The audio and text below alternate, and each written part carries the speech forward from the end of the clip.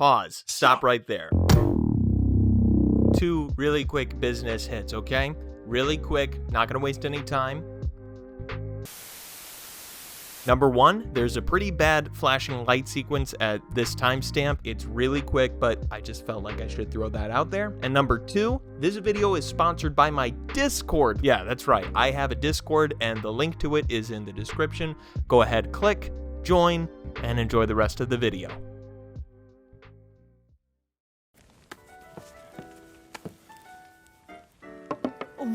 What is that? It's art. Every medium has its own canon, its great book series, their own Criterion collection of properties. For gaming, there's a handful of video games that qualify for such prestige. I grew up when a lot of those games were popular too. Games like Sly Cooper, Call of Duty 4, Metal Gear Solid 3, Halo, all amazing games that I didn't play. I actually still haven't played any of those games. That's right, a game like Psychonauts finally gets its long-awaited sequel, and I've still barely touched the first one. Instead, I played weird fucking games, man. If it wasn't Kingdom Hearts 2, it was a movie tie-in video game, like Open Season for the PlayStation 2, or Ratatouille for the PS2, or Cat in the Hat for the we didn't have an Xbox in my house, so all of these were PS2 games. Then my family was blessed with an Xbox 360. Now I got to play more sophisticated games, like Madagascar 2 the video game, baby. Out of the 2 video games I played the hell out of on our Xbox, as much as I love Modern Warfare 2, my favorite had to be a game called Viva Piñata. It's party time! Viva Piñata, filled with fun. Filled with fun! Viva Piñata was a gardening and animal husbandry simulator developed by Rare, the game devs behind classics like Banjo-Kazooie, Conker's Bad Fur Day, Battletoads, and Beetlejuice the video game. Let's go! It was released in 2006 for Xbox 360 and games for Windows Live. You know, that thing you download another Fallout 3 mod for to stop seeing the prompt? The game's all about taking care of a garden and getting as many animals to visit as possible. Except they're technically not animals. Yeah, I'm not even sure how they're alive, if it's just paper mache and candy. These things fuck. Yeah, this is how I thought babies were made for like an embarrassingly long time. So you might be asking right now, why piñatas?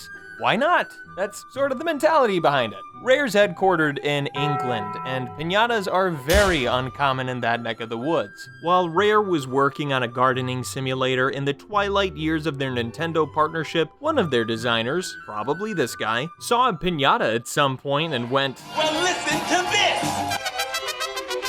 After a few commercial disappointments from Rare, their partnership with Nintendo ended. Then they were purchased by Microsoft in 2002, but their commercial performance wasn't getting much better. They released a couple already established franchise entries with diminishing returns.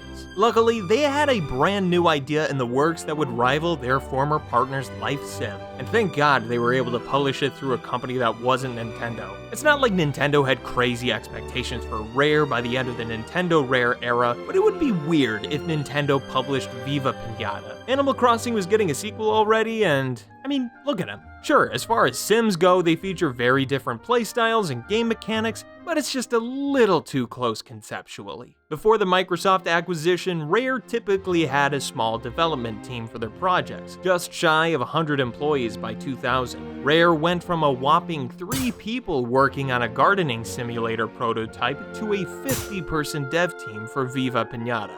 Even with all that manpower, Rare felt like the final product was ultimately unfinished, rushing to meet that Q4 date by cutting features that never made it into the final build of the game. The inclusion of 60-some-odd creatures that have their own special movement patterns and behaviors was a nightmare for animators and programmers. Inevitably, one wouldn't work. One wouldn't work in some way, shape, or form, so they had to go back and patch up cases, and just trying to debug all this was horrendous, but it was worthwhile in the end, that's for sure. Having too many moving parts to worry about in a game that's already centered so heavily on player-controlled world editing would have ballooned cost and labor without a doubt. Trying to get an animal to cope with all sorts of situations. And every time we tried to add something new, you then had to make sure it could work with the 60 plus animals that were already in there. Progression is achieved by reaching specific milestones with each breed of Pinata. Usually this can include having them visit your garden, having them reside there, breeding or romancing them,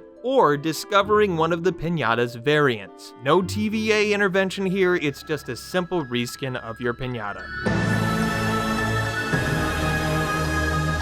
Also, there's like kind of a story. Listen, I don't really love this game that much to really give a shit about Viva Piñata lore. You wanna know who else doesn't? The people who run the official Viva Piñata fan wiki. I'm not joking. The apparent biggest fans of all things Viva Piñata, the only people who would go out of their way to edit a fucking Wikipedia dedicated to the game, couldn't be fucked to transcribe half of the journal entries. Which is fine, I guess, especially since there was a Viva Piñata TV show made for 4Kids TV as a cross-promotion for the game. Now, to wait for the puzzle comes. That took considerably less time than I would have predicted. If you gave a shit about riveting drama or Piñata world building, you watch the show. You're such a dick! Every day I wake up and I hope you're dead! It seems to operate on a completely different set of rules than the game, considering all the Piñatas can talk and have their own society, where the Piñatas in the game act like their real-world inspired counterparts. That's a lot of stairs. Yeah, but get a load of the view. And this was before the world of streaming. The only time you were able to watch these episodes was on a Saturday at 7 a.m.? Jesus Christ. Unfortunately, I've only seen so many episodes. I remember the closest thing we had to on-demand streaming for Viva Piñata episodes, or, Xbox Live in general, was re-watching the Viva Piñata online interaction PSA over and over. Ha!